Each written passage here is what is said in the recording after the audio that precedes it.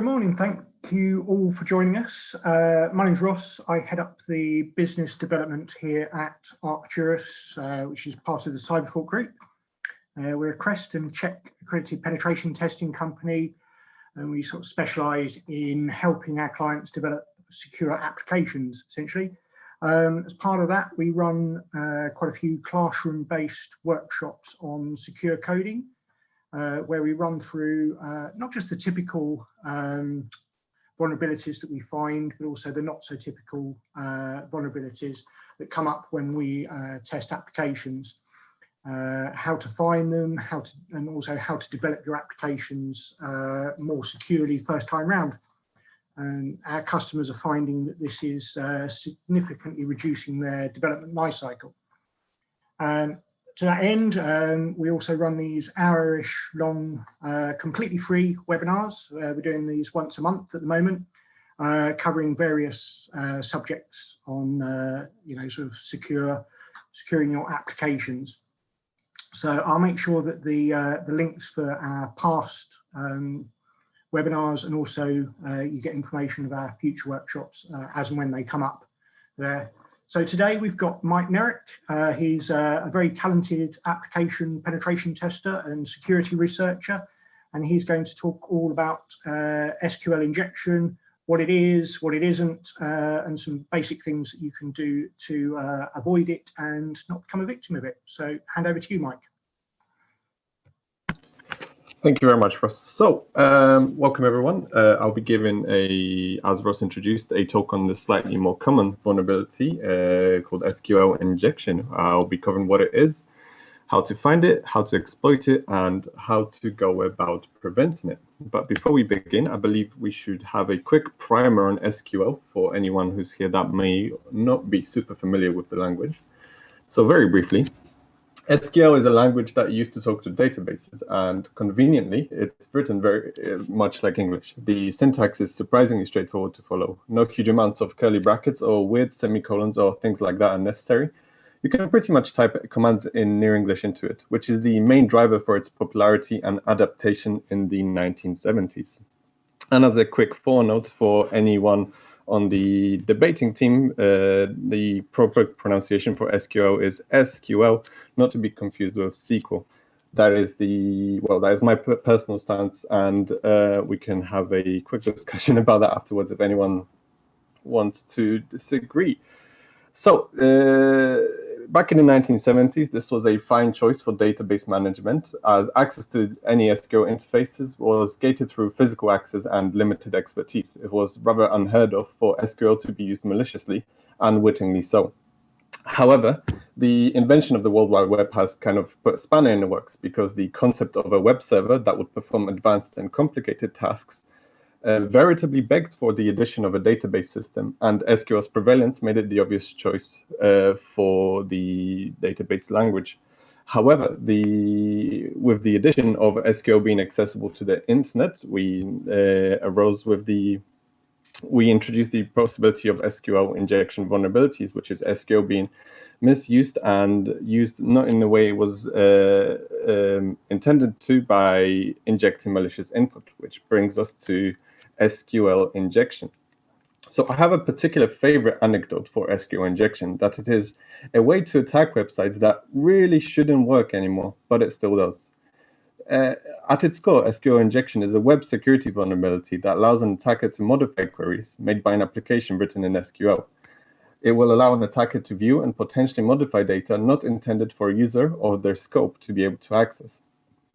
This can include, but it is not limited to, data belonging to other users, any data that the application itself can access, and in severe cases of this vulnerability, an attacker can modify or delete this data, causing persistent changes to the application's content or behavior.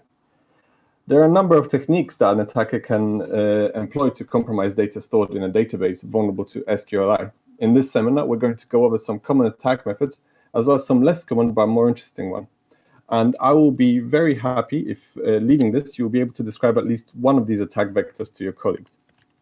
I will conclude the seminar with a brief description of the current best defense mechanisms, and exactly why this shouldn't be an issue anymore, yet somehow it still mind-bogglingly is.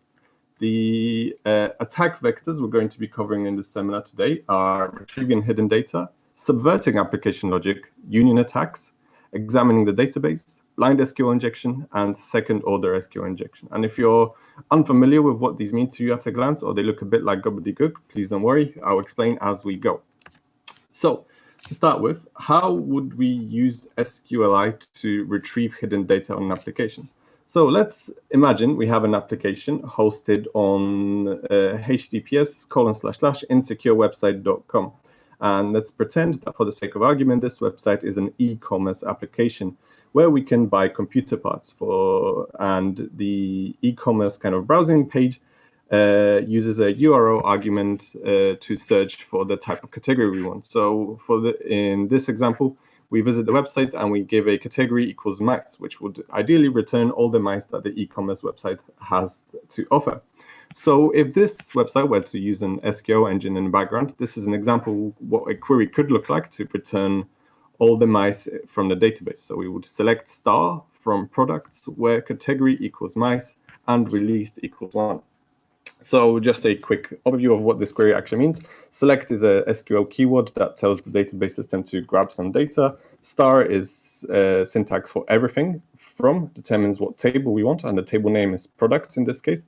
And then where is a kind of a operator we can use to add logic to our SQL queries. So in this case, we're going to where category equals mice. So this is the logical operator to check the category.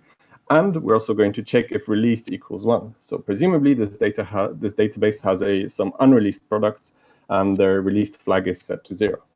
So what would happen if we were to send a slightly different request to the e-commerce application? So instead of just sending mice to the app, what we're actually going to do is send a mice followed by a semicolon and a double dash. And in some SQL languages, a double dash denotes a comment. So what a comment means, it is a feature in many programming languages which allows developers to kind of leave, comments to annotate their work and communicate with other developers reading the SQL code without having the program read it. And this is especially useful to hackers and penetration testers because we can abuse this comment logic to omit code.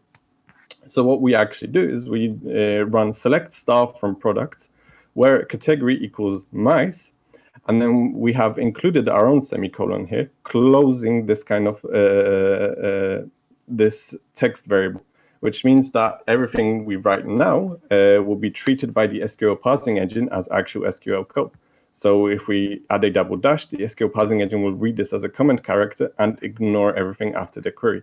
And thusly, removing the and released equals 1 logic from the original query. And this request would then return all the mice, whether they have been released or not. And this would allow us to extract some hidden data from the application. But that's a very basic kind of example of what SQL query is at its core. We can do a little bit more than that. We can, for example, try to search for all the products on a page. So instead of sending a request where category equals mice, we can do mice followed by semicolon and then plus or space for SQL engines, or 1 equals 1. So what we've now done is we've taken the original query and we still have the mice string that we close ourselves, and then forcing the SQL engine to read everything after the string as SQL language, and then we write or 1 equals 1. So for each column in a table, we now check does the column category of this row, equal mice? Well, we may or may not. However, we're also checking if 1 equals 1 for this particular row, and it will be true for every single row.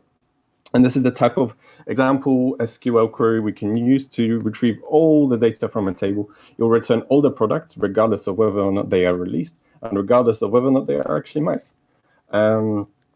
So what else can we do with an SQL injection payload? Well, we can try to subvert application logic.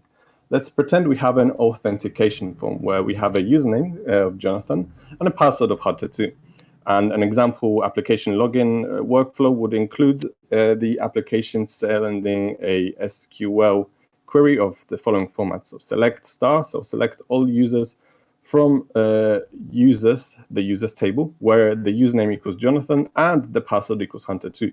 So we have a select star here, but we're only actually looking for the one user, because hopefully only one username and password combination will match. In most systems, usernames are unique.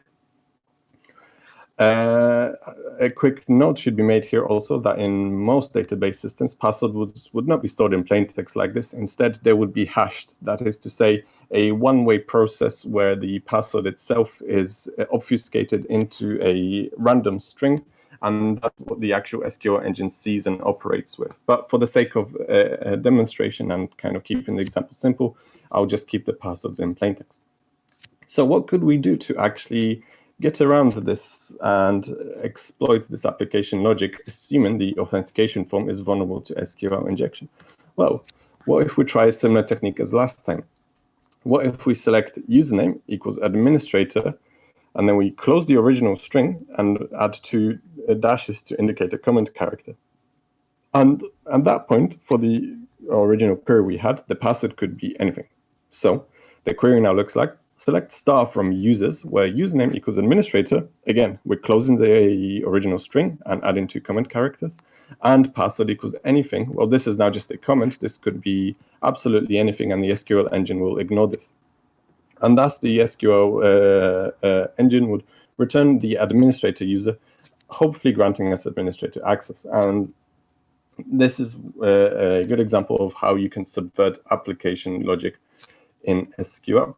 But we can do a bit more than this. We are not just limited to the table we're working in. We can try to use SQL to retrieve data from other database tables. If we look back at our original example for the insecure website e-commerce site, we have a request where we look for the category equals mice. And what if we want to see what happens if we look at other tables? Say we already know that this database has the table users, and we want to grab the users that log into this application. So instead of looking for the category of mice, we actually omit any category whatsoever because we don't actually care. We just immediately close the original string and start injecting our SQL payload.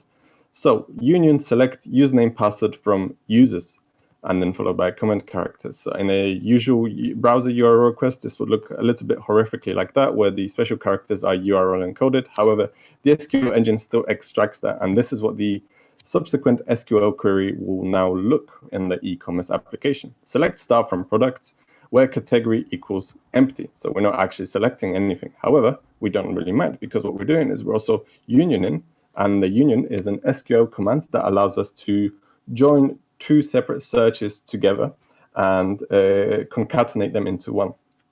So what we're going to leverage this union command to try and grab data from another table. Union select username, comma, password from users. So what we're causing the SQL engine to do is not only select the products where we're looking for nothing, so select nothing from the original request, we also want to append to that original search the usernames and passwords from the users table.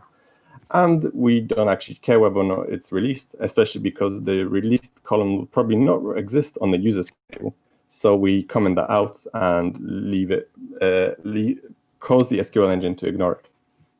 And this is a good example of how you could extract data from another table in the database. But what if you don't know the layout of the database? What if you need to examine the database? Well, SQL has many functions that we can use to get that out as well. We can use injection to find the structure of the database that we're actually attacking. Following the initial identification of an SQL injection vulnerability, it is generally useful to obtain some information about the database itself.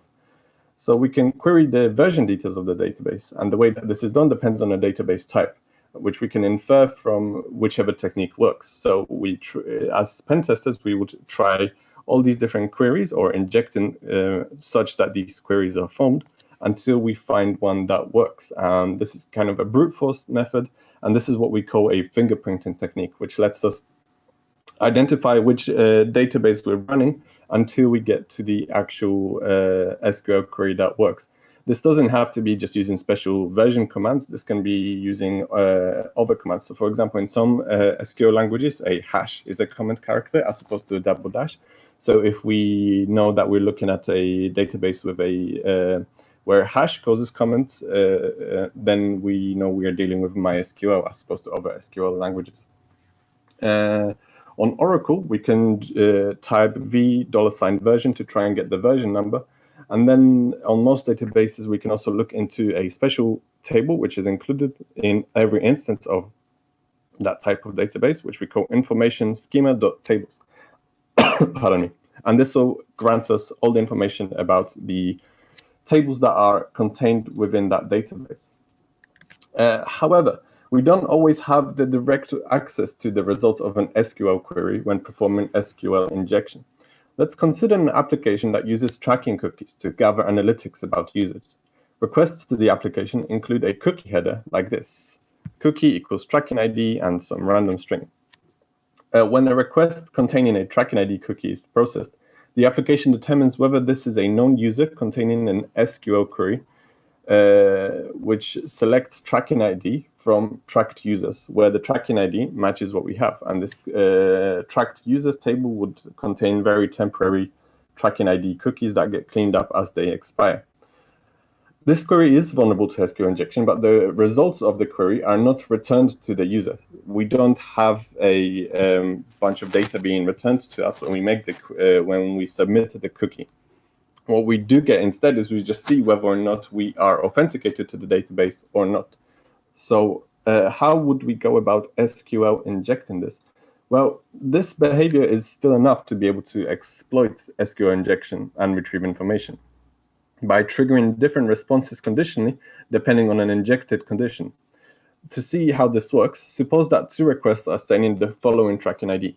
So instead of sending the string of the tracking ID, we actually send the some or arbitrary characters, and then we start an injection payload.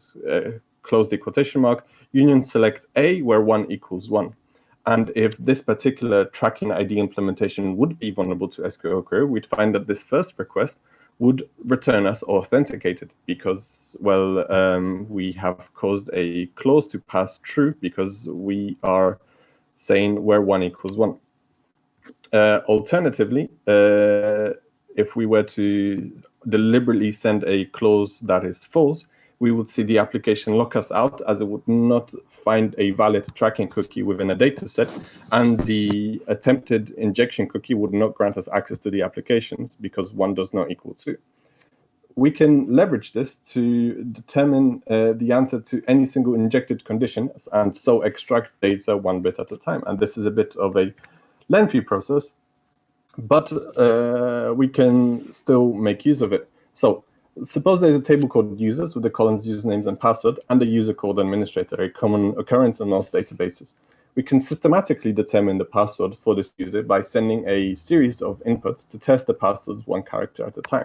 So much like the original cookie, we send a cookie with some arbitrary value, and then we follow that up with a union select A from users, where username is equal to administrator, and then we will leverage some SQL functionality called substring, which checks a particular character of a value stored in a database, in this case, the first character of the password, and we evaluate whether or not it is greater than M. Thankfully, in SQL, you can perform numerical operations on letters, and if it comes later in the alphabet, it will evaluate to true. And in this particular case, we would see a return of a "you are authenticated" message, indicating that the first character of the password is indeed greater than M. So next, we can try to send the following input. So we know that it is greater than M. Let's arbitrarily check if it's greater than T. And in this particular case, the application may send us back a response saying, "You are not authorized to view this page." This would indicate to the attacker that the first character of the administrator's password is somewhere between M and T. And now we can iterate over this and kind of narrow it down until we verify that the first character of the administrator passwords is in fact S. We can continue this process, go for the second, third, and fourth characters of the administrator's password to eventually build the full password 1 at a time. Now, this would be a very lengthy process to extract any excessive amounts of information. For example, if it was a password hash, those things tend to be 256 characters long. However, thankfully, we have tools that automate this process where you simply flag up what different requests look like, what the payload is, and then the tool will just go on and continue these iterations, automatically extracting all the information while you make yourself a nice cup of tea. However, what if the application doesn't return any input? In fact, it verifies that it needs to stay quiet and it needs to behave nicely. Not returning any input whatsoever doesn't mean an interface isn't safe from SQL injection. What can happen is, for example, in a update request, we won't see a difference in the behavior of the application. At that point, we do not have a visual SQL injection because we don't see any result. And we can't perform a blind SQL injection because we don't see any difference in behavior of the application depending on what we send. Except we can force the application to behave differently depending on what we send by kind of leveraging the functionality of wait for delays. So what we can do is send to an application endpoint another statement where we say if 1 equals 2, we wait for a delay of 10 seconds. And if we observe that in an application, this doesn't cause the wait for the delay, well, this is expected behavior anyway. However, if we send a payload where we send a condition that is guaranteed to be true and we cause another wait for delay, then we can notice that if the application does indeed take 10 seconds to respond, we know that this is likely vulnerable to time-based SQL injection. And once we have established such a time-based SQL injection attack vector, we can perform an attack very similar to the prior attack, except taking a little bit longer as we have to now wait a second or two for each request to be made. An automated program can, again, do this in the background while we carry on with our day. A slightly more advanced example of that, of what an actual payload would look like, is shown here. So if select count username from users where username equals administrator and substring password's first character is greater than M, then we wait for delay and with an arbitrary delay. So this is the example of a payload we could send to try and enumerate the first password in the administrator's password. The first character in the administrator's password, and then if we notice that the delay is being met, that means this condition has been met as true. So what else can we do? Well, sometimes applications correctly sanitize inputs on certain interfaces of the application, but assume they don't need to on another. So what if your application doesn't trust user input when it is input directly, for example, on the login page? Well, we can still attempt to see if SQL injection exists by a second order SQL injection. That is to say, we create an account with the following username. So the username is equal to username and then a quotation, single quote, and then update users set password equals hunter2 where user equals administrator. And you can probably already see where this is going. This username is then stored within a database, but this SQL command is not evaluated upon user creation because the input has been properly treated. However, somewhere else in the application, there is an update user profile command or maybe an SQL endpoint that gets user information based on the user. And again, the application sanitizes the input from the user. However, it trusts its own input. And at that point, a update user profile command would look like select star from user options where user, and now this is the wrongly trusted username we've provided, username, and then we close the username string, and then update user set password hunter2 where user equals administrator, thusly changing another user's password and allowing us to log into the application. So that's all great, but how do we go about detecting whether or not SQLI exists on an application? Well, SQL injection can be detected manually by using systematic sets of tests against every entry point in the application. For us, this usually involves submitting single quote characters and looking for errors and other anomalies. If, for example, we submit a single quote character to an SQL, this will tend to cause any queries to be malformed, and this will cause most SQL engines to kick up a fuss and throw an error. Submitting some SQL-specific syntax that evaluates to the base original value of the entry point, and to a different value, and then we can try and see if there are systematic differences in the resulting application responses. We can submit Boolean conditions and look for differences in the application responses, and we can submit payloads designed to trigger time delays when executed within an SQL query, thusly looking for time-based blind SQL injection and looking for differences in the time taken for the application to the response.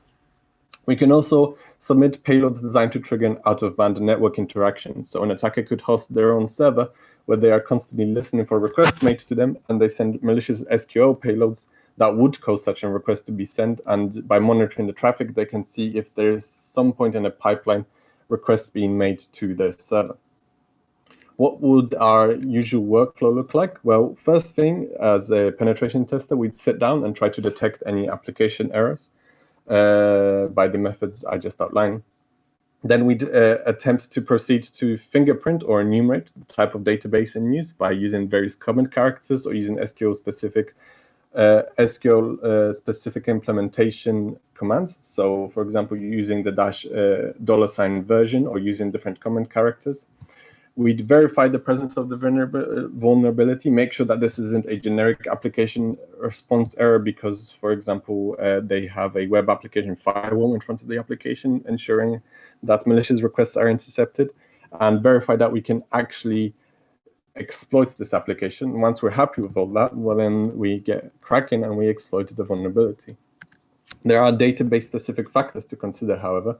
Some core features of the SQL language are implemented in the same way across popular database platforms, and so many ways of detecting and exploiting SQL injection vulnerabilities work identically on different types of databases.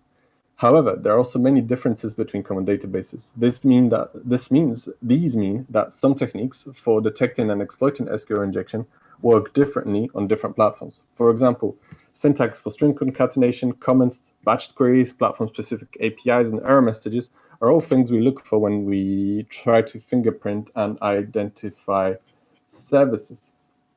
So how do we go about preventing and protecting against SQL? Well, a successful SQL injection attack can result in confidential data being deleted, lost, or stolen.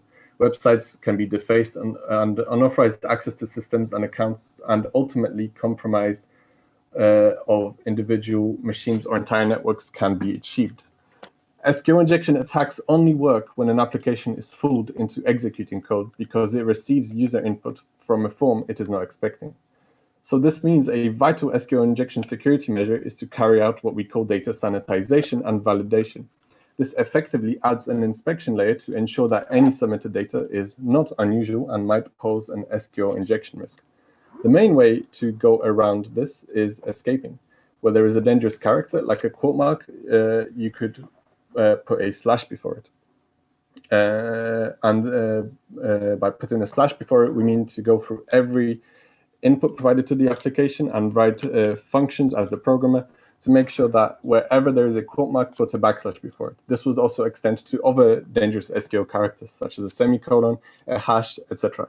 Input comes from the user, add some slashes to make it safe, and send it to the database. So this works, but it's clunky. And for a while, this kind of backslash trick was the only way to make this work in most common programming languages, including PHP. And the command for this in PHP was the incredibly unwieldy mysql_real_escape_string followed by input. The command was self-documenting, so MySQL, because it was written for MySQL, escape string is kind of what this process is called. And real, well, because PHP being PHP, realized that their first attempt at this implementation was vulnerable, and because of backwards compatibility concerns, they didn't want to remove that command. So any user forgetting to update to the new syntax was left sitting pretty invulnerable. So escaping is kind of the old school way of preventing this, and it is not advised, but it is what forms the kind of the backend engine of what we actually do today, which is to send prepared statements. And this is the actual way it should be done. Instead of sending a string value into the original query, we send a whole query, a little bit like select star from users, where username equals question mark. And we send the data for the username later, while effectively telling the SQL engine, this is the data I'm putting in. This is not a command. Don't do anything this says, no matter what it looks like. This is unsafe. take it, treat it very gingerly, and store it in a database, and don't look at it beyond that. Obviously, this is massively oversimplifying to a degree, but parameterized queries or prepared statements can be used for any situation where untrusted input appears as data within the query, including the where clauses and an insert or update statement. They can't be used to handle untrusted input in other parts of the query, such as table or column names or the order by clause. Application functionality that places untrusted data in those parts of the query will need to take a different approach, such as whitelisting permitted input values or using different logic to deliver the required behavior. And so that covers how to go about protecting yourself against SQL injection. What I also have here is a quick demo of what an SQL injection looks like on an actual application. So very briefly, this is an application called DVWA, which stands for Damned Vulnerable Web Application. It is an open source project intended to help people kind of get better and train their own security skills. So what we can do is they have an SQL injection example search for us, where we can search by users in a database by submitting user IDs. So as you can see here, I can submit user ID 1, 2, 3, 4. Can I go to 5? I can go to 5. So and these return different users on a database. So going back to our kind of original example, what happens if we try to insert a quotation mark into this? Well, we get an SQL error syntax, and this will be the first step in the process of an injection attempt. And already the SQL server can self-enumerate itself, telling us it is running MariaDB, which is a MySQL database. So I know I need to use MySQL syntax to inject into this. So let's try and let's try to get all the information from this table in one command. So let's say I don't know what all the user IDs are, but I can try to inject into them. So I'm going to send a command such as this. User ID equals A, which is impossible because no user ID is numerical, but we don't actually mind. But we do send an or 1 equals 1, and then we're going to rely on the original query closing our first quotation mark. And voila, all 5 users got returned in one command. And as you can see, our actual user ID was reflected in this input. So this isn't returned directly from the database. However, these 2 values are. So we've got username admin, Gordon, Hack, Pablo, and Bob. What else can we do with this? Well, what if the original error was well obfuscated and it didn't show us the error message? Well, we can try and get the version of the database from it anyway. So union select version followed by a hash. And we notice that there's actually a different number of columns on the request we made. So we need to match the numbers of columns from the original request. So let's just add a 1, select version. And there we go. We can confirm the MariaDB version, and we actually even have the actual version number itself, which an attacker would then use to search for various issues associated with this particular version number and check if they have been patched or not at this point. Again, this is a good lesson in ensuring that you keep your software always up to date with the latest security patches. And finally, let's try and do something a bit more fun. So let's do a union select and then no, because we don't actually mind. And then we're going to use the concat command for MySQL to join 2 strings. First name, and then we're going to pass it a new line character 0x0a, password, because I already know that password exists in this column from users, in this table from users.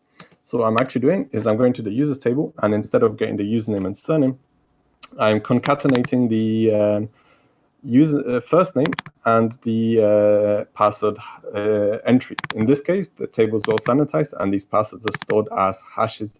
And as such, we can take these down ourselves and note them down and start trying to crack these hashes. And this is what an example SQL injection attack would look like on an actual application. An attacker would extract all their password hashes and then maybe start committing some ransomware, some fraud. Once they crack some password hashes, they will attempt to maybe reach out to your clients with their password saying, oh, you know, we've got your password, it looks like this, please send X money here, or we're going to expose you for all these horrible things you may or may not have done. The attacker doesn't actually know, they're just banking on the user being afraid and terrified from someone knowing their password. But that concludes the example. and the talk. Are there any questions anyone has? I hope I didn't put too many people to sleep. That was absolutely fantastic, Mike. Thank you. I've got a couple of questions that people sent in when they registered. If anybody else has any questions, there's a little Q&A box. If you can just fill those out, and we'll try and get those answered. So one question is can you use SQL injection to initiate a cryptojacking attack on a cloud-hosted SQL database? So by cryptojacking attack, I presume the question means an attack where we force someone else's machine to mine cryptocurrency for us. And well, yes, we can. So depending on how the particular cloud-hosted database is configured, we can definitely try to attempt to execute system commands. So most SQL engines come with special commands to allow them to interact with the base operating system. And if SQL injection is plausible or possible, then it is entirely possible for an attacker to leverage those commands to install backdoors on those systems, and then start installing malware through those backdoors and trying to get them mining for cryptocurrency for their own crypto wallets. So yes, to answer, yeah, it's definitely possible. Fantastic. Another question we've got here is, how can one prevent SQL injection at a database level? I think you sort of covered that off, but maybe just touch on it. So it's very difficult to prevent SQL injection at a database level. The database is going to trust what's given, and it is going to run commands that is being told to run. Using the prepared statements properly is your best bet, but it's not exactly being done at database level because they have to be prepared ahead of time. You can take comfort in knowing that most modern web application implementations don't actually allow you to SQL inject unless you go out of your way to make it possible. Say if you have an application written in Django, it is near impossible to allow SQL injection to happen for yourself as long as you use the Django APIs provided. And to that degree, you can kind of treat that as the database level because the front-end developer never has to worry about it, so the database is secure, which kind of ties me into what I said earlier. It's shocking that SQL injection is as common and as prevalent as it is, as most web application frameworks kind of come in with pre-built methods and kind of cookie cutter APIs that prevent SQL injection by properly sanitizing input where appropriate. So strictly speaking, at the database level, not much you can do, but because this is part of like a bigger package, bigger parcel, it depends on how you cut it, how you slice the cake. You can consider prepared statements to be at the database level or not. Fantastic. Another question here, does SQL injection methods work with any other database platform other than SQL? So yes, so we've got other database platforms such as MongoDB comes to mind, definitely. These are dubbed NoSQL. So they differ from SQL in that they're kind of the underlying database is stored in a different format, and the logic and queries that happen internally are completely different, and they dub themselves quite proudly NoSQL. And what we call injection on those is NoSQL injection or NoSQLI. And just like SQL, because there is a interface for commands to be entered, SQL injection is possible. It is much less common, however, because of what I just mentioned earlier. These have came out more recently. SQL is kind of an older system, more established, whereas NoSQL is a more recent kind of addition to a web development portfolio, and as such, most libraries that interact with NoSQL databases tend to be more secure already because they are more modern. That is not to say it is impossible to NoSQL inject into them. It is very much still possible, and it still happens. But to answer your question, yes, it's possible to inject into other database systems. Fantastic. I'm just trying to interpret this question, but I think what they're asking is, what is more dangerous, SQL injection or cross-site scripting? Well, as a rule of thumb, as an attacker or as a penetration tester, I definitely get more excited when I see SQL injection because the scope for damage is definitely bigger. In terms of what's more dangerous, well, that depends on the particular instance of the vulnerability. If I find an SQL injection to a rather benign database on like a small dead-end server that doesn't interact with anything, then there's not much I can do with it. It's not very exciting. And likewise, if I find a cross-site scripting vulnerability on a tiny application that no one has used in the past 10 years and it's kind of been left hanging on a server, forgotten in some back cupboard somewhere, then again, nothing I can do with it. But it hugely depends on the implementation of the application and the kind of particular instance of the vulnerability. As a rule of thumb, SQL injections are definitely more scary because SQL tends to be closer to the metal, so to speak, and the exploitation of it will allow you to attack all the users regardless of their interaction, whereas cross-site scripting requires a user to interact with your vulnerability. Fantastic. I think we've got another webinar on cross-site scripting if anybody's interested in that. So I think so somebody else has just put in here, no questions, just blows my mind, which I think we've to do. Questions just snuck in here now, which we'll answer just before we go. It says, hi, would using stored procedures on the database help with SQL injections? It would help prevent them. It definitely wouldn't help SQL injections themselves. But yes, using stored procedures is the recommended and the advised way of preventing SQL injection. And as a front-end developer, you should, if you don't know about them already, you should definitely look into making sure you understand how they work, just so you can keep your applications safe from SQL injection. Fantastic. Okay, well that wraps it up. So thank you very much, Mike. That was absolutely brilliant. And like I say, we will make sure that everybody that has joined today has the links to previous webinars and gets invited to the ones in future. So we aim to run these once a month, you know, and sort of covering off a different subject on how to secure your applications every time. So thank you very much, and hopefully we'll see you on the next one. Take care.